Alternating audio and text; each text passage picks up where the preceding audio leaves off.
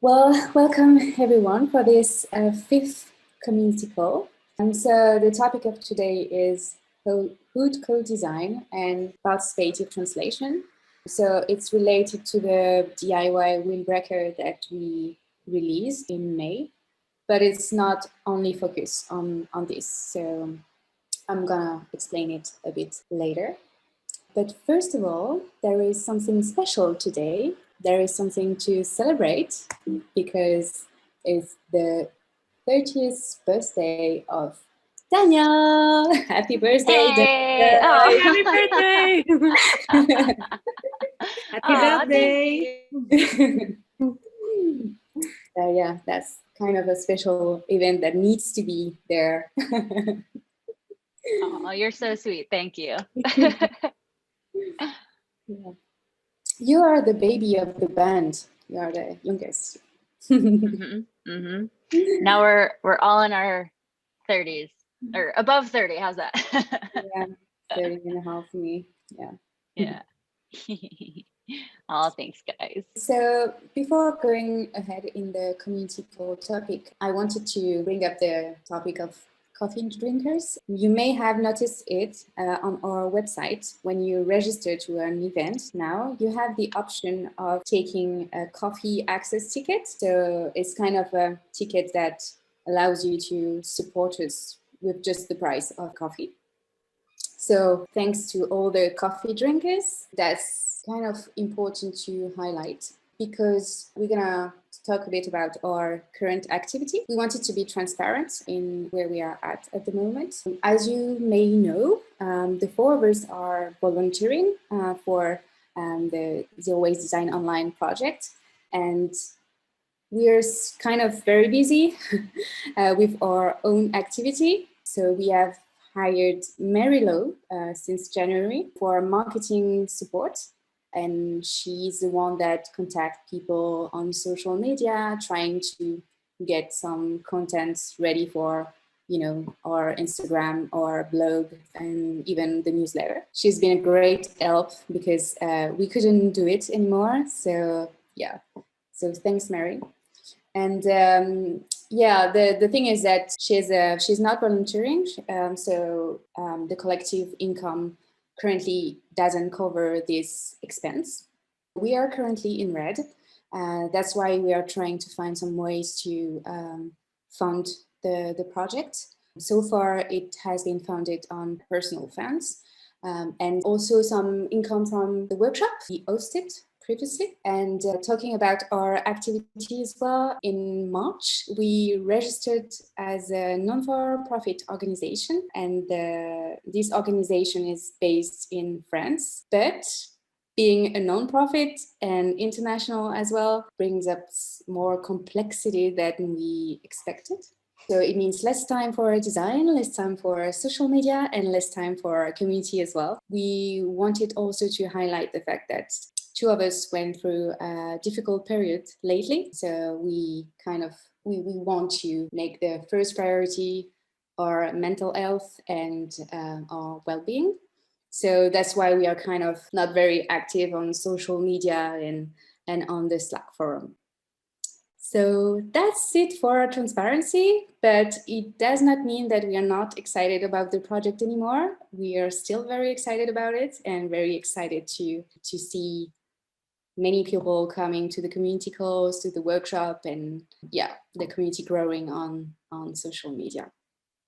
We thought maybe that you would be willing to help us in some ways. And yeah, we wanted to let you know that any support from the community is welcome.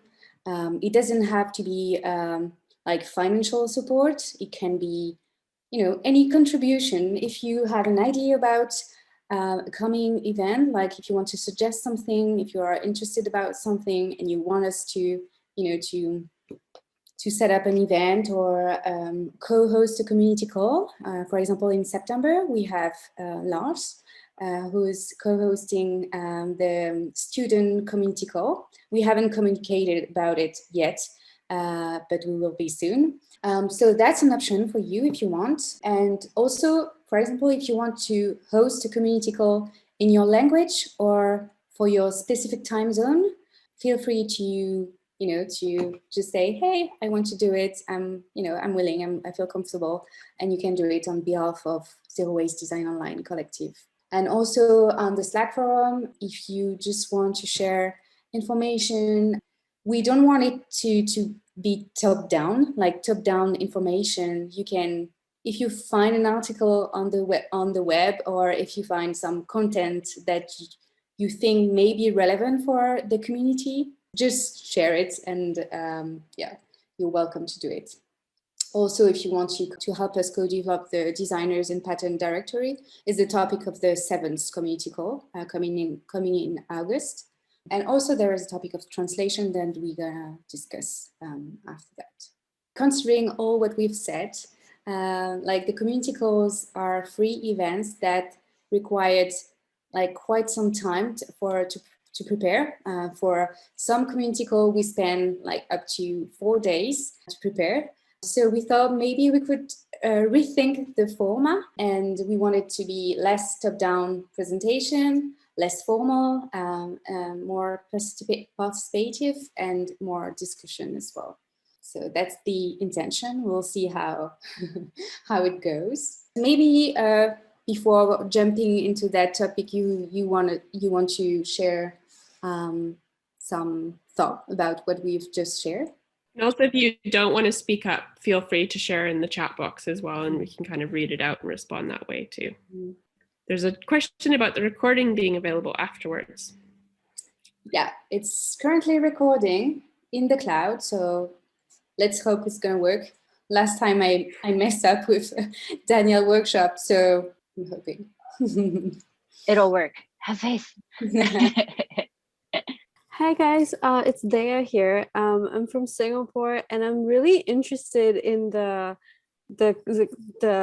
country thing that you talked about, the time zone thing, because right now it's 1 a.m. here, so it would have been great if this was at like a normal time for me. Yeah. But luckily I'm working from home, so I'm able to, sleep in a bit tomorrow. So just wondering, like, how would that work if I were to host, or if someone else from Singapore were to host? How would that work? Well, the first thing is to say I'm willing to do it, and then we can discuss about it. The main idea of community calls is to discuss about zero waste design on any topics you find relevant. So there is no like specific frame. We can help you creating a presentation or setting up the event for sure. We can set up the event on our website, so then you can send the link to your local community. That's doable. Oh, okay, so that sounds interesting. So would it be like the same sort of topic, and it's just like a training, and then I would do the same with other people? You're not obliged to do the same. If you want to propose another topic, like, you're welcome to do it. If you think there is a topic that is very specific for your local community, you can do it. Or if you want to take a topic that we already discussed, both work. Okay. Actually. All right. Okay. Thank you. And we can try to have one of us there at the call to like co-host if you want, if it's like a first time, since I'm like 8 or 9 hours behind these guys. So my time zone might fit up a little bit more with you. So we can also figure that out. So if you're nervous to do a first one on your own, we can coordinate a little bit. Yeah, that sounds good. Okay. Cool. So if I'm interested, do I just like email you guys about it in the future? Yep. Okay, cool. Yeah. Thank you. Yeah. Cool. Also, thanks for staying up so late. No, it's amazing. Yeah. I'm used to it. It's okay. Thanks. Pretty sure it's early in the morning for Liz as well. So yeah, it's 3 there now, right, Liz? I went to bed and I got up. I didn't stay up. Oh. What a trooper. Very committed. You amaze us. Yeah, and we know there are many people interested in this kind of topic, but cannot wake up every time at this time. So Yeah, that would be the best option, to have someone in the same time zone hosting the event. Okay. Well, then if there are, I can't see the chat. Let me check. I don't think there's any other questions in the chat at the moment. No. Okay. Well, the first question then about the DIY, I wanted to ask if someone there has tried making the windbreaker DIY, or if someone has just opened up the documents and tried figuring out how that works, the pattern works. Okay, so a few people had a look at it. So just to contextualize, I'm pretty sure you already saw it on Instagram probably, but yeah, that patterns is not a design of ours. It's a design that has, like, it's a pattern that has been designed by the French brand Kiabi, and I helped them optimizing the pattern. And the great thing is that we got the right to use that pattern open source, which is not very common for the industry to have access to this kind of information. So even though it was made in an industry context, we thought it would be very relevant to share it with the community and try to make it more accessible as well.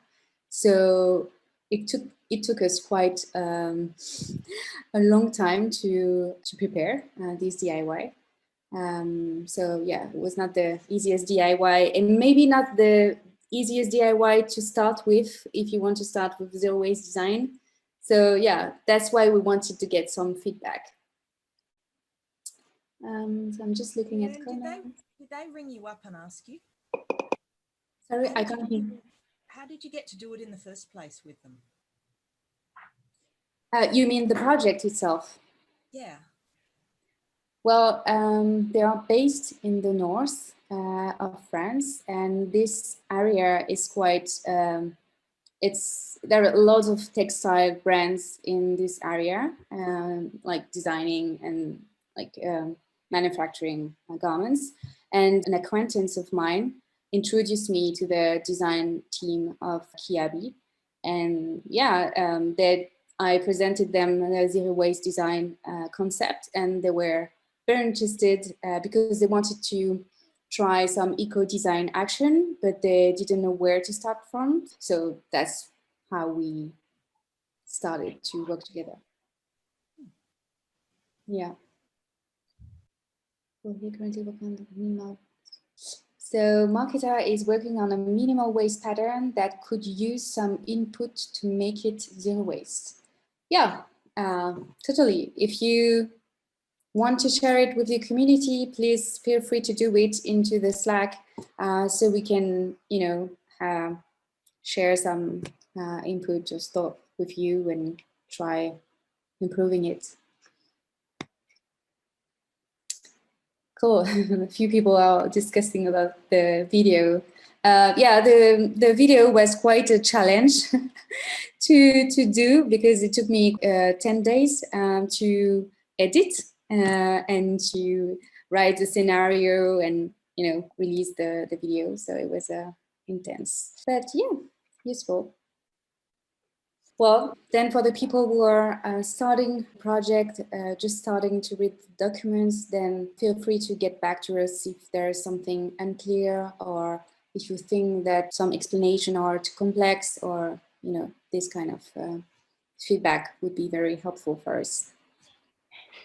We do have a specific channel on our Slack channel as well. That's for the Kiabi pattern, which you can ask these questions. But if you're, obviously not everyone needs to be keen on Slack as well. You can also send us an email or a DM on Instagram if you have any questions too. Yeah. We're gonna try and make something easier for the next pattern we're gonna release. So the next topic is the participative translation. I really struggle with this English word. Anyway. Mylène, there's a quick question about how they can get access to the pattern file. Oh, Well, I can share my screen. If you go onto the website, Zero-Waste Design Online, access the welcome page, and then you go into Zero-Waste Patterns and then Kiabi Windbreaker. And here you are on the page that explains the project. And at the bottom here, you have a form. So you just need to fill out the form and enter the amount you want to donate. If you don't want to donate anything, you have to keep the field empty and you will be able to download the pattern free as well. So when the download is ready, the button will appear here in the ping box. So that's how you download the files. What you get is a zip folder and you need to unzip the folder. And inside you'll get some PDF documents, like you have the DIY booklet and then you have the sewing instructions document as well. And the graded sheet and the cutting layout as well. Everything is in PDF.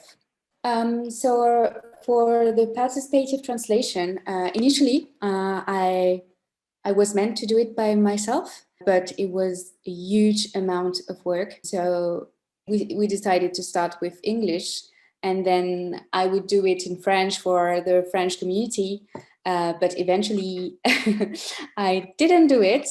And we thought that maybe it could be an interesting thing to do together with the community, because we have many people involved, interested in zero-waste design, with skills like language skills. Many people I know know French and English.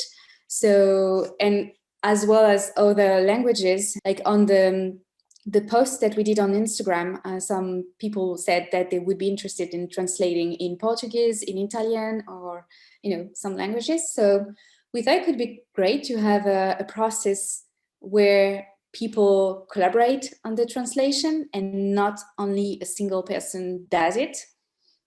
So I came up with a participative idea I'm going to share with you. In case any feedback is welcome. So I created this sheet where I thought we could have like different people working on the same translation. So what I thought is maybe someone could start with just copy and pasting what's in the DIY, the English DIY document, and paste it into one field of the spreadsheet. For example, if I take the DIY booklet, there are English text box, and we can select it, and then we copy, and in the Google spreadsheet, we can just paste that text. So the first volunteer would just have to copy and paste all the content into the spreadsheet. So that's the first action. And then when it's done, someone can take on and copy and paste the same text in Google Translation. So it would be like, I can show you quickly, copying this one and then going into Google Translation. I just paste it and then it suggests me some French translation. And here at the bottom, you have like a copy button you can click on, and then you go back to the field. So I've already done it as an example. That would be the second volunteer. It would be in charge of just copy and pasting the automatic translation. And then we could have a third person, third volunteer, who would read the text and then try rewording from the automatic Google translation. And then after this rewording step, we would ask other people to proofread. So this way, the responsibility of translation is not on only a single person, but it could be on different people, like trying to make it really collective. So that's the process I have imagined for this translation. It doesn't have to be like, it could work for any kind of other content. If you want to get involved in translation, but you are not interested in the DIY windbreaker, it's totally okay. If you are interested, but you don't have much time, one action can be done by 2 persons as well. There is no pressure, there is no deadline. It's just that we thought could serve the community. Any thought about this? There's a few comments here. So Olivia says she can help with Portuguese, which is great. And Marquita says, excellent idea for participative, it's not just you, Mylène, translation. I have a CAT tool that I use as a freelance translator, English to French, so I can easily run the text through my CAT tool instead of using Google Translation. What is the acronym for CAT? It's actually computer assisted translator or translation tool. Yeah, so I was more familiar with CAT tools than CAD before. Oh, okay. Interesting. But yeah, and the more you use it, it stores like the words and phrases that are used often, say in certain specialties or fields. So then after 1 or 2 translations, it just automatically brings back the same word. So it's actually a really easy tool to use, and it could, you know, if you want, it could be something I could do for that second part. Yeah, because what I've noticed is on automatic translation, the technical words, like sewing technical words, are not very accurate. Yeah. That really needs to be reworded. Yeah. Okay. And Anna also says there might be some scripts in Google Sheets doing the translation automatically, querying Google Trad. I don't know what Google Trad is. Do you know? Or Anna, you could tell us. Yeah, Google Trad. Oh, it's in French. It's Google Trad. It's the translation tool from Google. Okay. But I think it's because it's in the Google ecosystem, right? There's probably some scripts or whatever, and I can see that Lieke just posted that there is even a function in Google Trad. I think that might be helpful because I think the CAT tool from Marquita is great, but you would need to put it back into the boxes. So how would you do that with a separate tool, right? I don't know. That's why I was thinking of that internal Google Sheets, Google Translation stuff. And by the way, I often use Google Translation and Bing Translation, and I often find that Bing Translation gives better results. I'm not sure about the technicalities here because of, specificity of the language of patterns, etc. But usually in my work, I do technical translations related to software, etc. And I feel Bing is better than Google in most cases. But yeah, just trying that into the room. Yeah. Well, yeah, go ahead, Cass. You can go ahead, Mylène. I was just going to read another question, but you go ahead if it's still. Like, yeah, I'm very open to any suggestion about, improving the process. We can try out and then see how it goes. And if it's too difficult or too time consuming, we can evolve as well. Yeah. I mean, the very first step is just to try the Google Translate function. That's just done in a few seconds, so you can see what that gives. Yeah. That's already a good first step. Yeah, even like providing, at the moment, the English document, the DIY document, is a PDF, so it's not easy for people to get the translation. So even if we do provide an automatic like Google Translation for the beginning with the DIY itself, without rewording or you know, this could be helpful for people. There's a question about, is there any languages that we want to prioritize? Well, I was thinking about French because Kiabi is a French brand, and my community is mostly French, but it doesn't have to be limited to French, because there is a huge Spanish sewing community as well, and even in Asia, or, you know, many languages. So we don't want to limit anything. There is no priority. I know I'm gonna get involved into French because I know this language, but, you know, any other language is welcomed. Yeah. What we would do is just sharing this, you know, the first column where you have copy and paste. Once is going to be done for one language, like copy and pasting all the content from the PDF. We can duplicate it for every other language, and it can be used, and then all the group, the translation group, could work on their own. Yeah, that's the first step. Based on the community majority, we don't have any figures on which language is the most spoken into the community. We don't.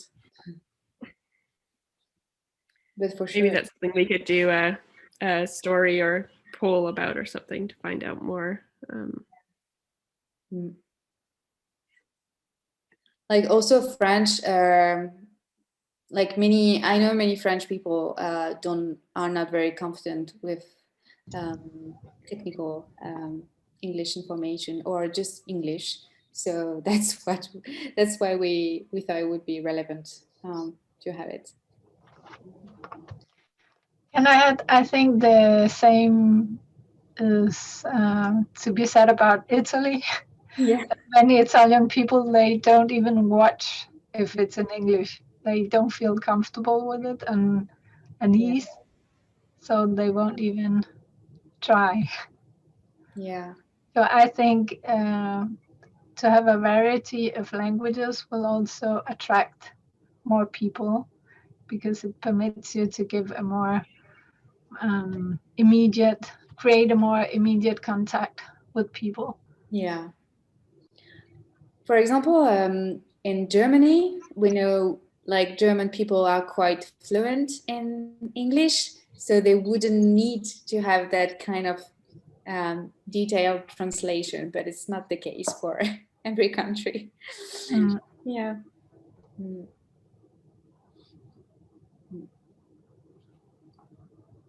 Yeah.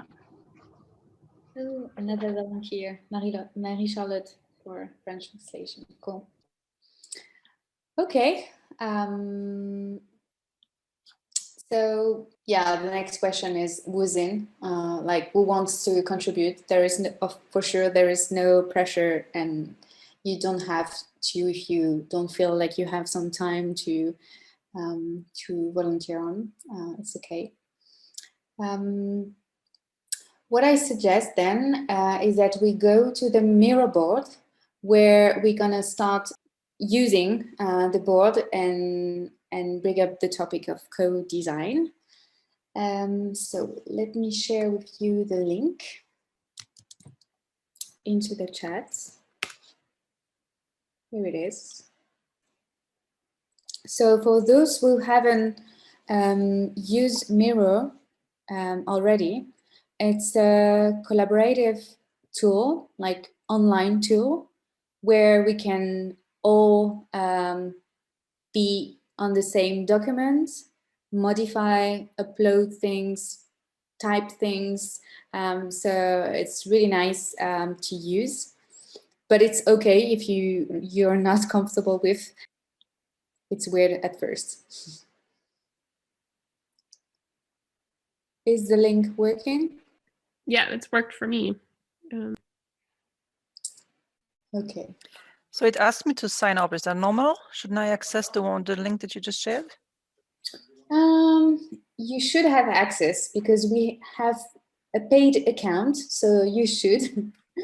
Let me check. Because yeah, I'm asked to actually create an account, like as if I was to create a board, I think. Am I the only one? Oh, just hold on a second. There is an option where anyone with the link and it's written no access. So I need to click on edit. Board, the board is now public. Anyone with the URL link can edit it. So maybe just refresh the page. Yep, it's working. Great. Cool. Thanks. Okay. So if you, once you are on the board, you can go to the left. And here you have a circle where it's written your city. So it's just a funny activity to help you exploring the tools. So I'm still sharing my screen. So if you want to know how to upload things, I'm gonna show you. So for example, me, I'm living in Lille. So I could just go into Google and type again Lille. I go into images and I download any picture on my computer here. And then when I go back to the mirror board, I can click on this little arrow that goes up. I click on it and then I click on my device that allows me to upload picture from my computer. And then I have it here appearing on the board. So, and if you want to just add a sticky note, you can click on this option, which looks like a sticky note, and then you select the color that you want, and you can just click on the circle and type what you want. Yeah. Oh yeah, sometimes when you upload images, they comes very big, so you need to resize them to make them smaller.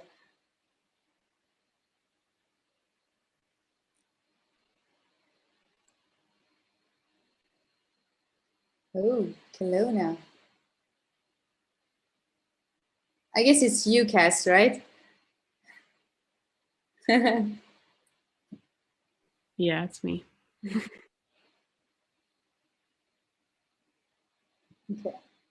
If you don't want to upload a picture, it's okay. You can just type in your city and you'll be fine.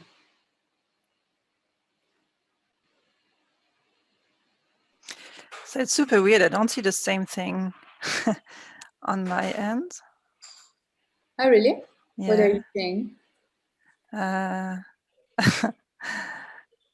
So I have another circle. It's white, and there are some flags, but maybe it's on that part of that board. I don't know. Oh, yeah, yeah, I think you just have to zoom out. Yeah. yeah, Yeah, exactly. Okay, I didn't It see takes that a bit arrow. to get to know it. At first, you kind of, yeah, but yeah. I can show you how it looks from. Great. And so, yeah, it's just, I have just created a path. Got it. Yeah. Yeah, cool. Singapore with Netherlands. Nice.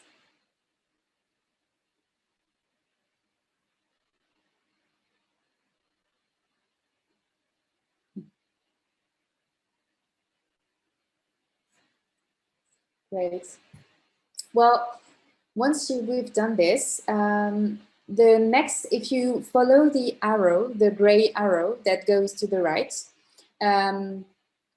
there is the translation volunteer. So if you are willing to be part of the translation groups, just feel free to add your names and contact, or you can just contact us through mail or Instagram or whatever.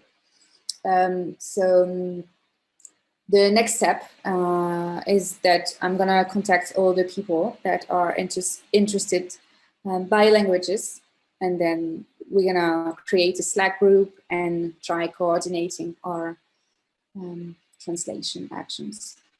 If there is a language that is not on the Miro board, you can upload a new one or just type it in. It's fine.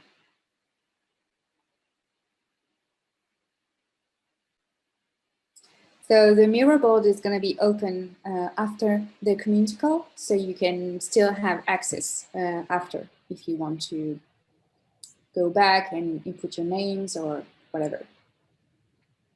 So what I suggest is that— Can I ask something? Yeah, sure, Lisbeth, yeah.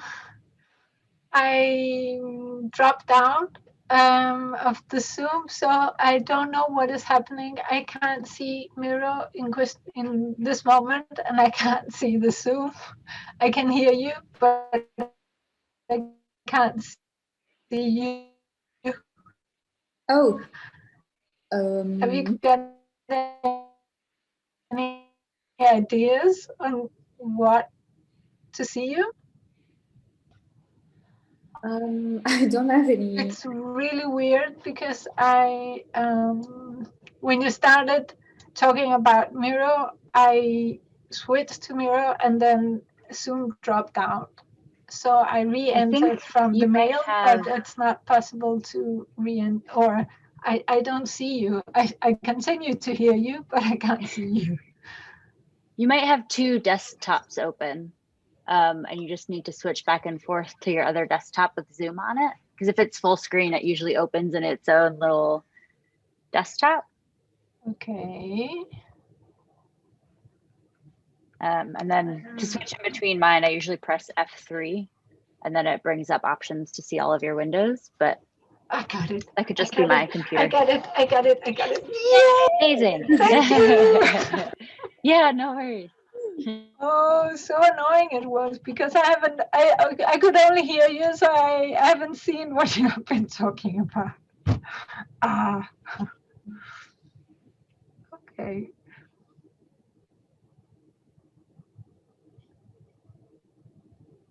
I've just seen the comment from Galine about Russian and Arabic. It's amazing. Like this is not the languages that we have in our skill set, so it would be great. If you think that those kind of DIY would be relevant for Russian or Arabic sewing communities, I guess you are more aware of this than we are because we don't speak those languages. So Ooh, I see someone added Persian as well. Super. Okay.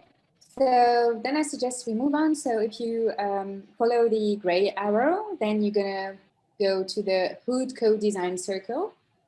So the second topic of this community call was the co-design idea.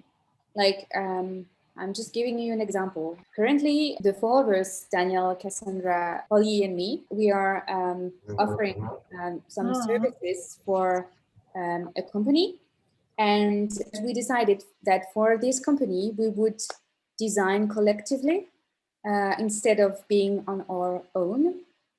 And it happens that it works pretty well because it's very powerful to design things together because someone may have one idea and the other one another idea, and then when we mix the ideas, something even better comes out of this collective work. A few people feedback us saying that the windbreaker would be nicer with hood. Initially, the Kia design team didn't want to have a hood on the design, so we didn't do it. But we thought that maybe it could be a great topic to do together with the community. So the first question for this co-design session, for you, what makes up a hood? So if you can just type your ideas into the sticky notes, and this way you can have an overview.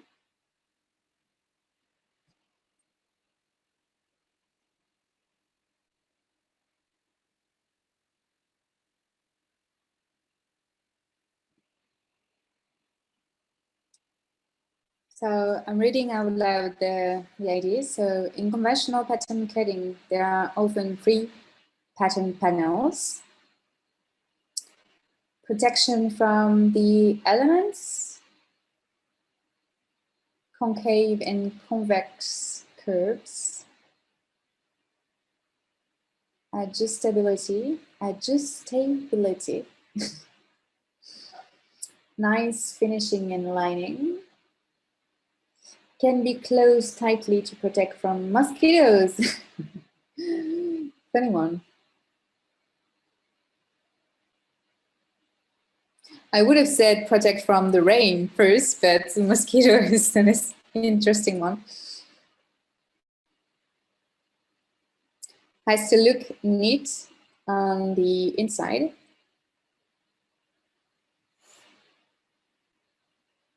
And internal soft fabric. Lining.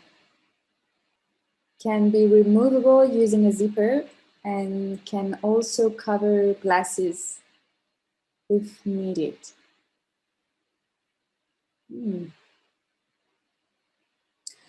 Like initially we presented it as a windbreaker hood, but as I mentioned, this hood co-design could be adapted to any pattern, any kind of coat you would like to have a hood on. It doesn't have to be specifically for the windbreaker. The idea is to, for example, to create a block that is a square where you have all the hood pieces together. And then you can take this block and then adapt it to any pattern you like and want to have a hood on.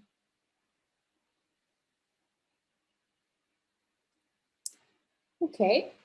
Then if you move on to the next circle, there is a question. How a conventional hood pattern look like? So the idea is to upload some conventional pattern images from the web. So you can look into Google Images or Pinterest, or from your computer or your books as well. Try identifying what are the different possibilities in conventional pattern making. Is anyone struggling with the upload function? I am. Would you mind just running through it again, please? Oh yeah, sure. Do you want me to show again the save as from the web, or that part is okay? I can't even find my little thing to move around. That's me. Sorry. Okay, I don't so know how to start. You go into like any web browser. So I went to Google, and then when I have my Google window open, I just like type, for example, hood pattern. And in images, I can then save any pattern I find relevant, like right click on the image. And then, well, mine is in French, but you should find save as option. And so you can then save it into your computer downloads or your desktop or whatever. You save it as an image. And then when you're on the mirror board, on the left side, you have the upload option here. So you can click on this little arrow and then you select My Device. And so when you click on My Device, then you have access to your folders, your computer folders. So I was automatically oriented to my downloads, so I can find my image right here. And so then I need to click on Open, and that image will upload to the mirror board. Is that clearer? Yeah, thank you. Cool. It's interesting because there are loads of different ones. Sometimes if you just type it in another language, you have different results, so it's funny.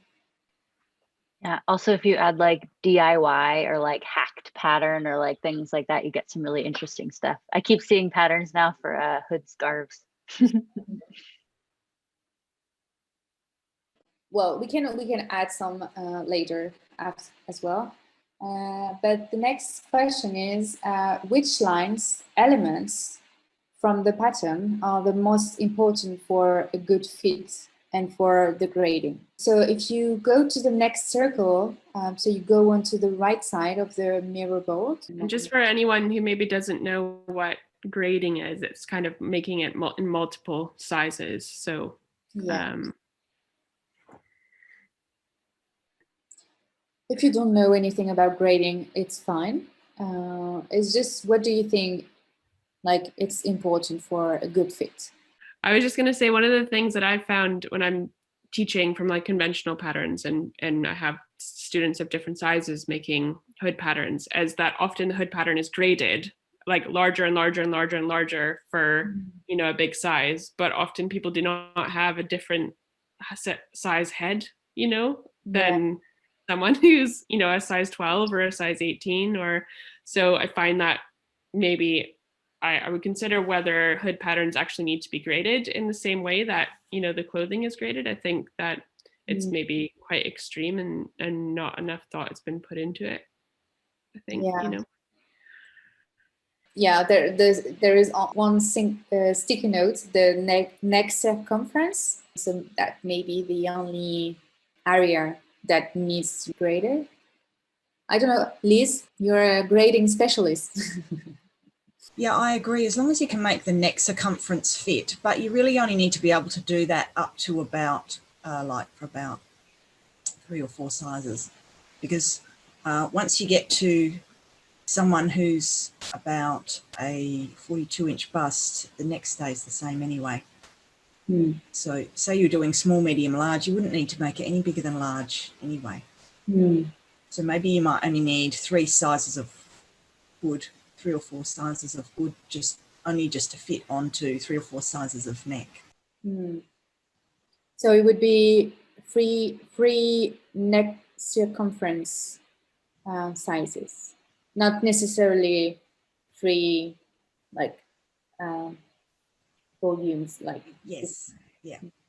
Would the hairstyle make a difference, like the amount of hair one has, or the type of hair? Only on really fitted. Oh, if someone's got dreadlocks, it makes their head significantly bigger, but unless you're doing a really fitted hood, you know, like the kind athletes wear with on track and field, then it's not really a big deal.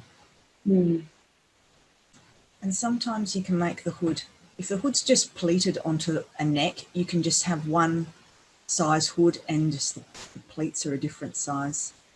So you can build that into the pattern, how you want to adjust it. So Marie-Charlotte says, find the hood grade when large to protect from the wind and the rain.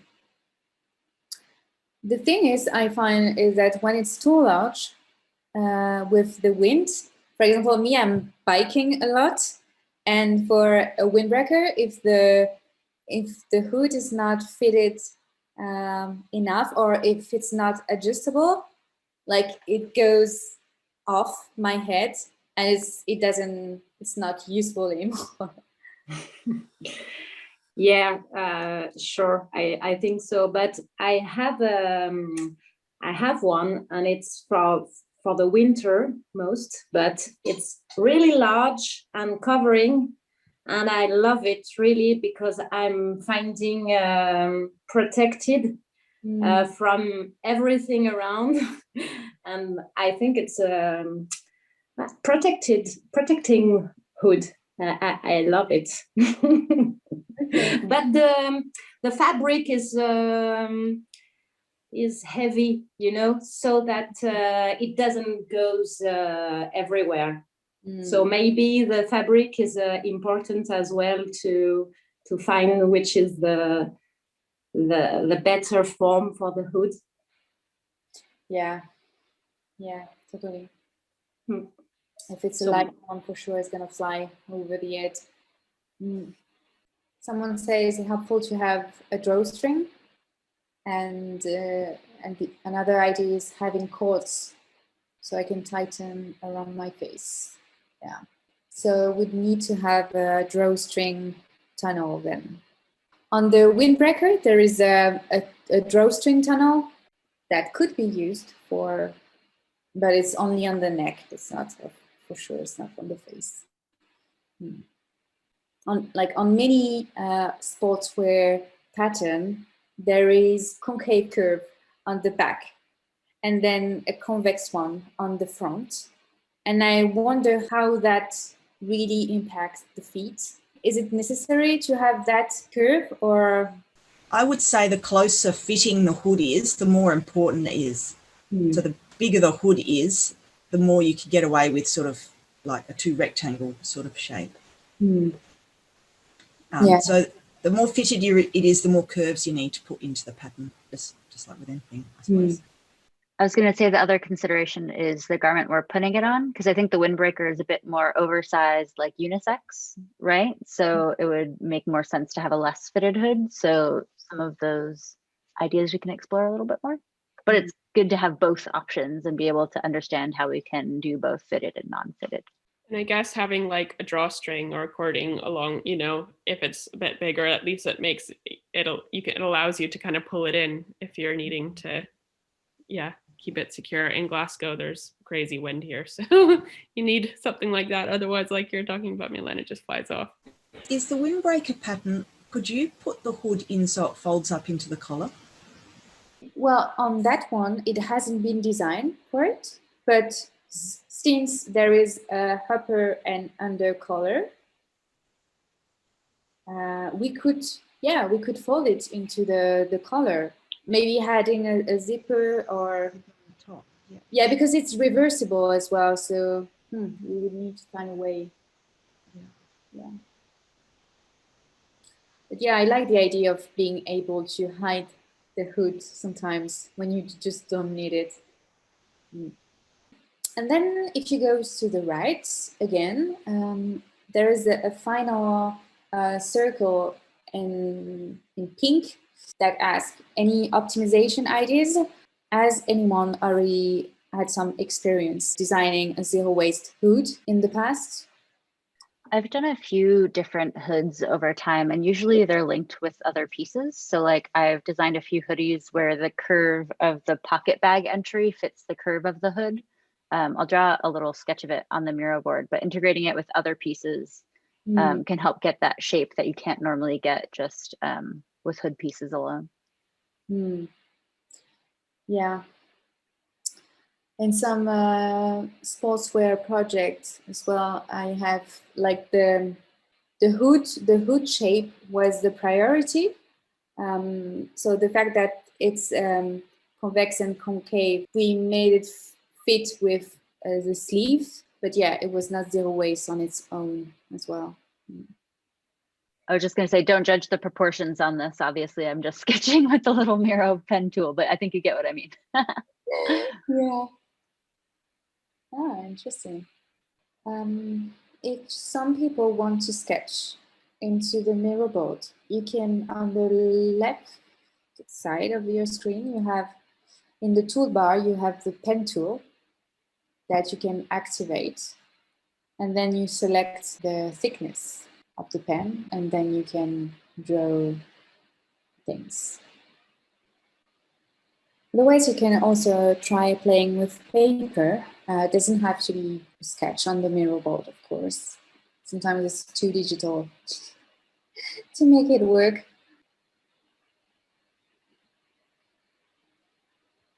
I'm really enjoying seeing everyone drawing.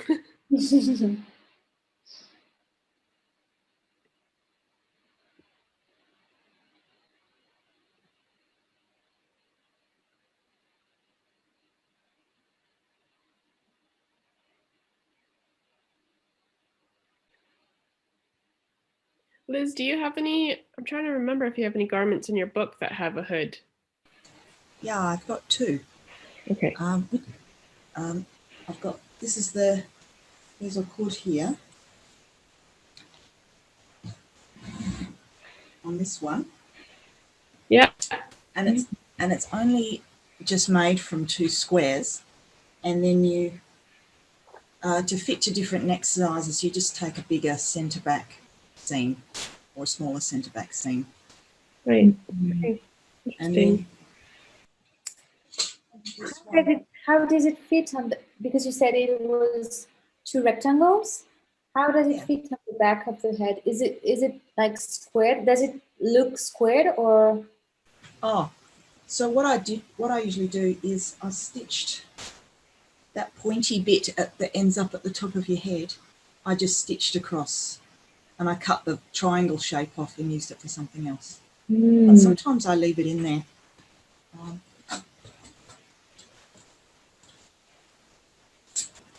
Like this one is. Oh yeah. That has stitching across there, and that makes it nicer at the top. Oh yeah, okay.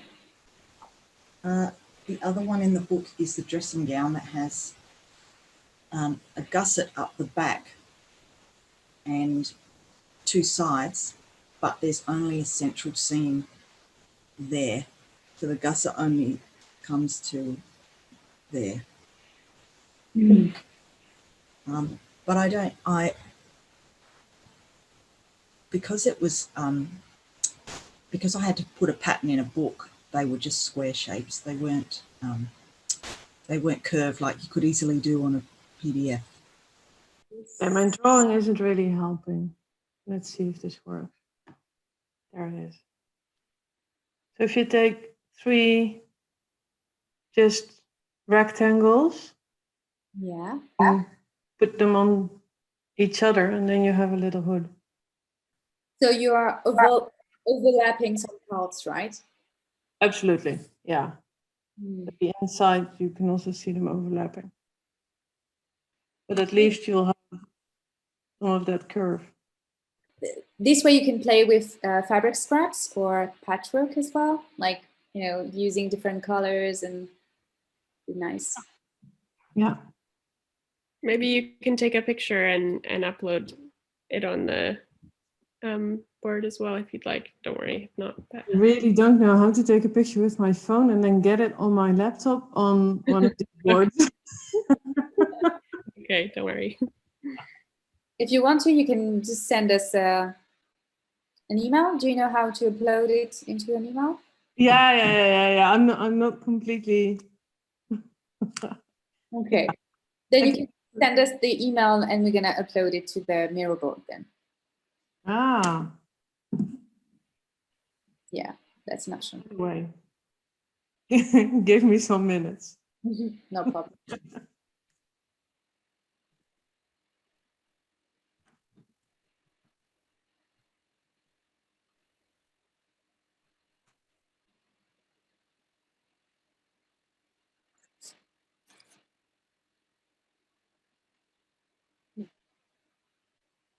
Cool.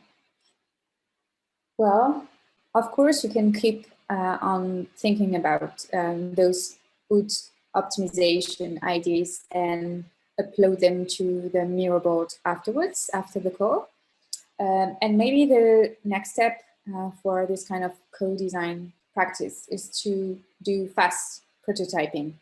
Like, we have some sketch ideas, but maybe it's worth to have like a quick prototype with fabric or in 3D. So if you are willing to contribute, you can try and then share with the community or with this group into the Slack.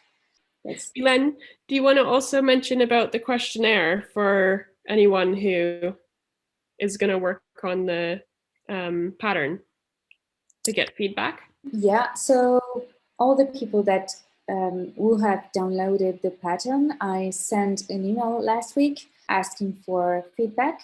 So if you are not comfortable giving feedback through this community call, you can also respond to the questionnaire. And if you haven't received it, just send us an email and I will send it to you again so you can reply directly into the questionnaire. Thank you so much. We really appreciate all of your feedback. So that's the very, very first experience of Codesign. We're going to see how it works. Maybe it won't, but we hope maybe it encourages you to try some prototyping, some ideas, and then we can discuss about it and try improving.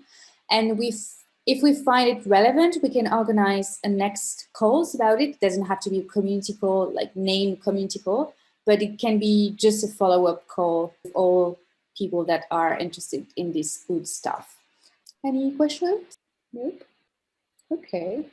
Well, just to remind you that we have other community calls coming. On July 20, we have the career ZWDO design. In August the 4th, we're gonna discuss about the development of a directory of designers and pattern to highlight who is really involved into ZWDO design and have a common place where we can list the different patterns and DIY and etc. So if you are willing to be part of this working group, you are more than welcome. We're gonna share with you what we have already listed and then see what you think and how we can improve that for the future website. And on September 29th, we have a community call about ZWDO design in academia. Better explanation, Danielle and Cass, about it. Yeah, we're just going to be, You go, Danielle, you go. We're just going to be talking about some of the common issues that come up for students trying to get into zero waste design, some potential solutions, and then we have some educators in to talk about their side of things as well. So we're going to have some guest speakers that we're going to invite, which will be really cool. And hopefully it'll be a really good place for just some general discourse. I think it's also going to be the first time we have a member of the community co-hosting. So Lars, I think we mentioned, is going to be co-hosting with Danielle, which is really great. So yeah. Well, thank you guys for coming to this 5th community call, and we hope to see you in one of the next ones. Thank you so much, everyone. Awesome. Thank you all so much. Bye. Bye. Thank you. Bye-bye. Bye.